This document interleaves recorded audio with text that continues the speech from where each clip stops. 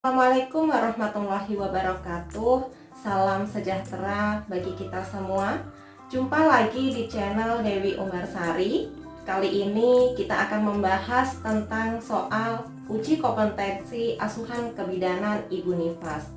Di video sebelumnya kita telah membahas soal ujian kompetensi untuk asuhan kebidanan ibu hamil dan juga ibu bersalin.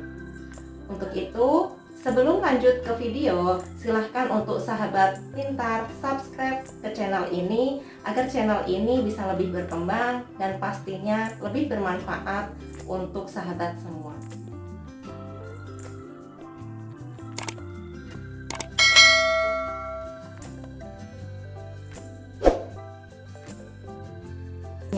Mari kita simak pembahasan soal kasus nifas berikut ini.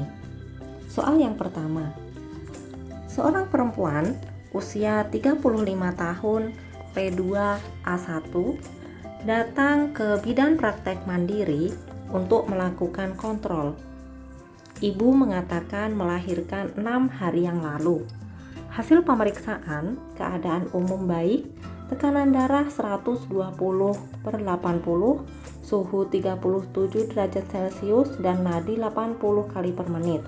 Pernafasan 22 kali per menit, tidak ada keluhan maupun kelainan.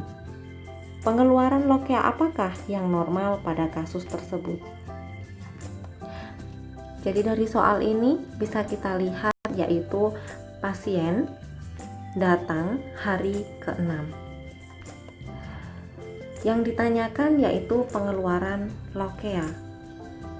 Kita harus ingat bahwa skema waktu pengeluaran lokea itu ada 4. Lokea rubra, sanguinolenta, serosa, dan juga alba. Sekarang kita lihat pilihan jawabannya satu persatu. Untuk A, lokea rubra itu keluar dari hari pertama sampai hari ketiga postpartum. Jadi kalau untuk soal nomor 1 ini 6 hari postpartum tidak tepat. Yang kedua yaitu lokea sanguinolenta, keluar hari ketiga sampai hari ke-7 postpartum. Berarti tepat. Lokea cruenta adalah lokea yang abnormal. Jadi ini tidak termasuk karena di sini kasusnya yaitu nifas fisiologi. Yang D, lokea serosa itu keluar pada hari ke-7 sampai ke-14 postpartum. Berarti tidak tepat. Sedangkan yang terakhir yaitu lokea alba. Lokea alba itu adalah pengeluaran lokea yang keluar dari hari ke-14 dan seterusnya. Jadi lebih dari 14 postpartum. Jadi yang sesuai dengan soal kasus yang pertama, untuk ibu yang datang 6 hari postpartum yaitu lokea sanguinolenta. Jawaban nomor 1. Soal kasus nomor 2. Seorang perempuan usianya 25 tahun, P1A0, nifas 5 hari, datang ke bidan praktek mandiri dengan keluhan payudaranya bengkak. Hasil anamnesa, ibu merasa payudaranya nyeri jika tersentuh dan bayi tidak mau menyusu. Riwayat melahirkannya normal, IMD tidak berhasil, dan hasil pemeriksaan tekanan darah 110/70, suhunya 37,5 derajat Celcius, pernafasan 22 kali per menit dan nadinya 82 kali per menit. Tampak puting susu masuk ke dalam dan inspeksi terlihat payudara tegang dan juga keras. Untuk pertanyaannya, diagnosis apakah yang tepat pada kasus tersebut? Jadi untuk soal kasus yang kedua ini yang ditanyakan adalah diagnosa. Jadi dari soal ini kita bisa melihat bahwa pasien yang datang mengeluh bahwa payudaranya bengkak. Ibunya melahirkan 5 hari yang lalu. Dari hasil pemeriksaan sudah diketahui bahwa suhunya 37,5, berarti suhu ibunya sudah mulai naik. Jadi ibunya sudah mulai demam. puting susunya masuk ke dalam, dan pada saat diinspeksi sudah terlihat payudaranya tegang serta keras.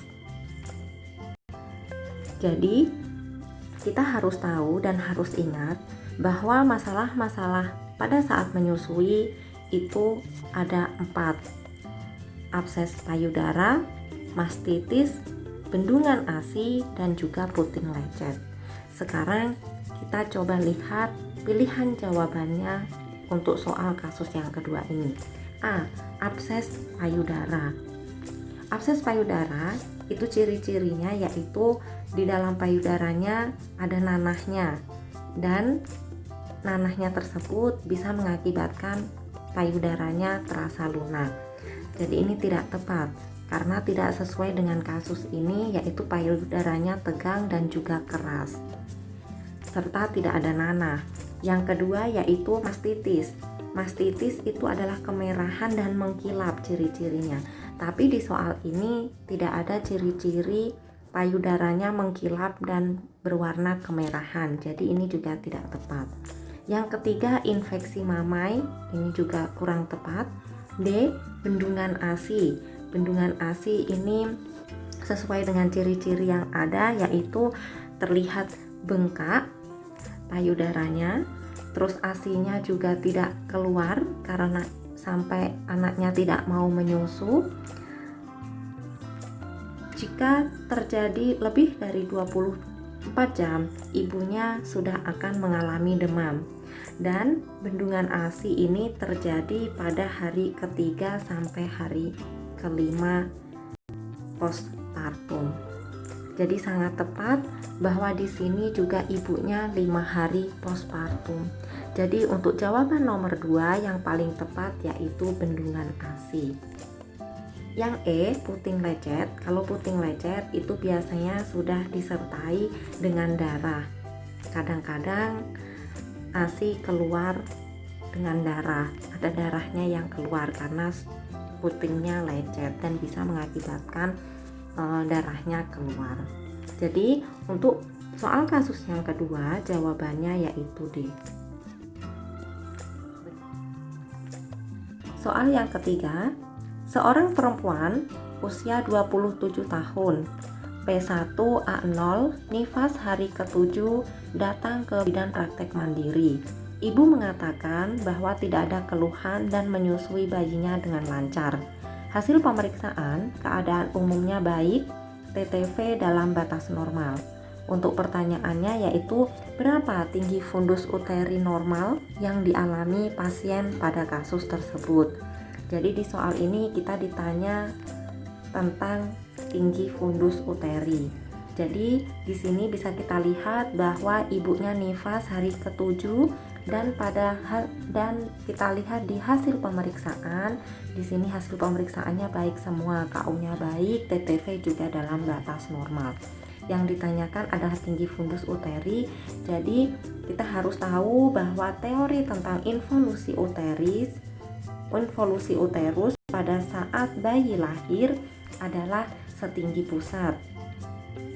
Pada saat plasenta lahir, 2 jari di bawah pusat, 1 minggu pertengahan pusat simpisis, 2 minggu sudah mulai tidak teraba, 3 minggu bertambah kecil, dan 4 minggu sudah sebesar normal. Jadi untuk pilihan jawaban soal nomor 3 ini, kita lihat satu-satu. Yang A, setinggi pusat, tadi tidak benar karena setinggi pusat itu bayinya lahir, tinggi fundus uterinya setinggi pusat. 2 jari di bawah pusat itu setelah plasenta lahir, pertengahan pusat simpisis. Ini tepat. 2 jari di atas simpisis itu kurang tepat, dan E, tidak teraba, ini salah. Jadi pertanyaan soal nomor 3 jawabannya C, pertengahan pusat simpisis.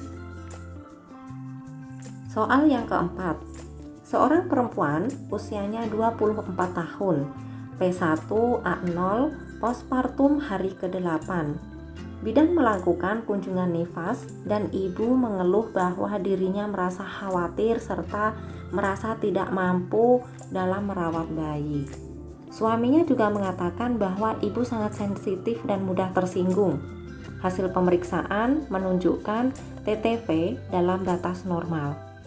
Pertanyaannya, fase masa nifas apakah yang sedang dialami oleh perempuan tersebut? Fase masa nifas. Kita tahu ada 3 fase dalam masa nifas, yaitu fase taking in, taking hold, dan juga letting go. Taking in itu adalah perasaan kelelahan dan tidak nyaman, biasanya terjadi pada hari pertama sampai hari kedua. Taking hold adalah perasaan khawatir dan juga tidak mampu merawat bayi, biasanya dia terjadi pada hari ke-10 ketiga sampai 10. Letting go yaitu fase penerimaan di mana ibu sudah mulai biasa menerima rasa tanggung jawab akan kehadiran bayi. Jadi di sini karena ibunya tadi mengeluh bahwa dirinya merasa khawatir dan tidak mampu dalam merawat bayi,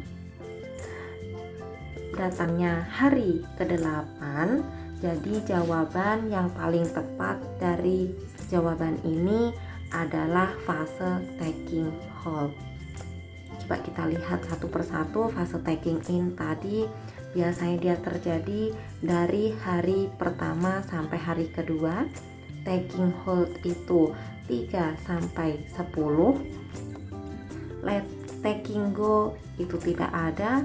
Fase letting go biasanya terjadi lebih dari hari ke-10 dan ibunya sudah bisa menerima di mana ibu sudah mulai bisa menerima bayi dan juga sudah bisa bertanggung jawab akan kehadiran bayi. Dan fase transisi ini juga bukan. Jadi jawabannya yang paling tepat. Soal yang nomor 5, soal kasus nomor 5.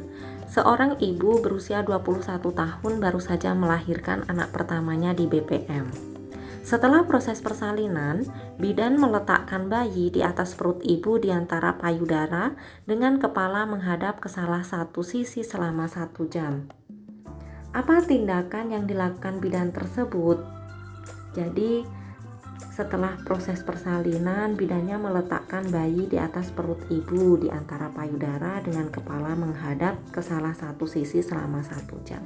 Sudah jelas sekali di sini tindakannya. Yang ditanyakan yaitu nama tindakan yang dilakukan oleh bidan tersebut. Jadi kita lihat di sini jawabannya rooming in. Rooming in itu adalah rawat gabung, jadi kurang tepat. Di dalam satu ruangan antara ibu dan bayi, jadi dijadikan satu ruangan atau rawat gabung. ASI eksklusif juga tidak tepat karena ASI eksklusif itu adalah pemberian ASI saja pada bayi yang baru lahir sampai usia minimal 6 bulan tanpa makanan tambahan yang lain. Bonding attachment itu adalah sentuhan antara ibu dan bayi, jadi kurang tepat.